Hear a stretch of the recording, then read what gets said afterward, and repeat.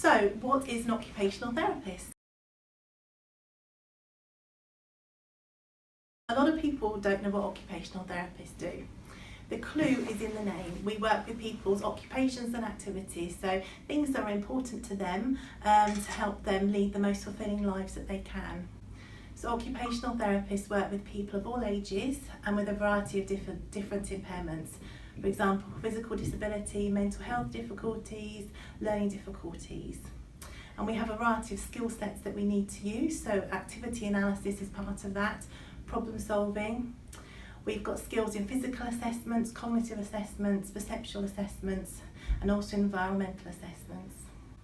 And ultimately our aim is to help people with their independence in activities that are important to them, such as making a cup of tea, getting in and out of the bath, getting out of their front door. So we enable them to be more independent in their lives, but also to help them to manage their condition, whatever their condition may be. Okay, so as we're helping people manage their own medical conditions, occupational therapists don't just work in isolation, but we work with a variety of other professionals. Firstly, we work very closely with GPs. Often our remit with GPs is to help a patient remain in their own home, to prevent a patient being admitted to hospital, perhaps through equipment being provided or techniques, just to show them a better way of managing in their own environment. We also work very closely within our own team, within the NHS, with physiotherapists, with nurses, with paramedics, and we also have a very good admin team that we work closely with who give us a lot of support. Wider than our own team, we work in partnership with social care, so in our area it's adult care services. We work with social workers to look at the right care package, again to help somebody remain in their own home. We might be looking at techniques to get them more independent in washing and dressing, again so they don't have to rely on a carer. We also work with occupational therapists who are employed within adult care services, looking at the right sort of adaptations for a person, again to remain in their own home. Outside of social care, we also work with the acute hospital, and that really is trying to get patients out of hospital quicker, so patients who pass their acute illness and they're ready to come home, and we see if there's anything we can provide to get them home that bit quicker. So certainly occupational therapists don't work in isolation, but we work with a lot of other professions and agencies all to help a patient manage their own condition and to stay within their own home. Okay, so now I'm going to talk you through a patient who was referred to our service several weeks ago. So the patient was referred to our wider team. She was in crisis point, so she was referred by the GP. She'd got a urinary tract infection, she'd got very low blood pressure. The combination of the two meant that she kept falling over, so she was confined to her bed. So the first two members of our team who went out to see her were a paramedic and a nurse.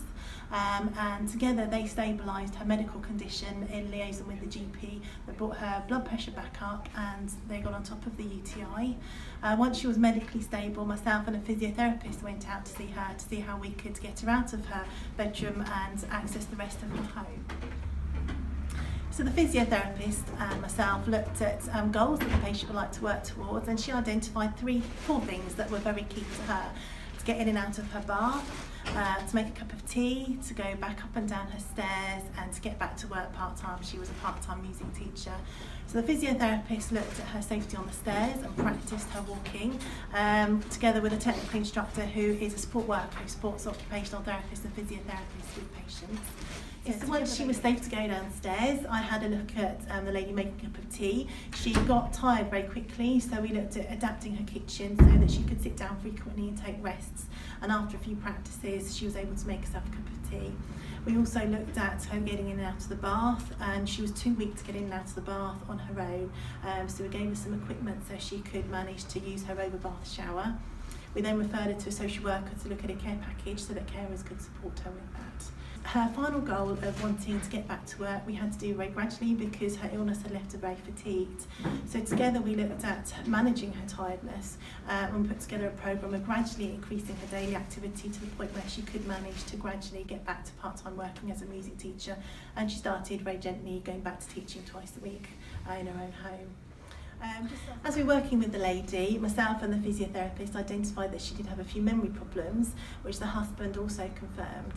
So I carried out a memory test, and that did show some subtle changes in her memory, which could have been partly down to the ageing process, but we didn't want to just put it down to that, so I referred her on to mental health services so that she could have a more specialist assessment of her memory. In the meantime, to help her manage the memory difficulties that she was having, I gave her some strategies that she and her husband could put into place. We were able to keep her in her own environment, not just keep her safely upstairs, but actually get her to access the whole of her property and go back to teaching very part-time, just through the intervention of all the members of our wider team really. We referred her on to social care for the social work support and to mental health services for support with her memory. This was a lady who at one point the GP was considering sending into hospital because her blood pressure was so low and because she'd been falling. But thanks to the intervention of occupational therapy and the wider team, we were able to keep her in her own home.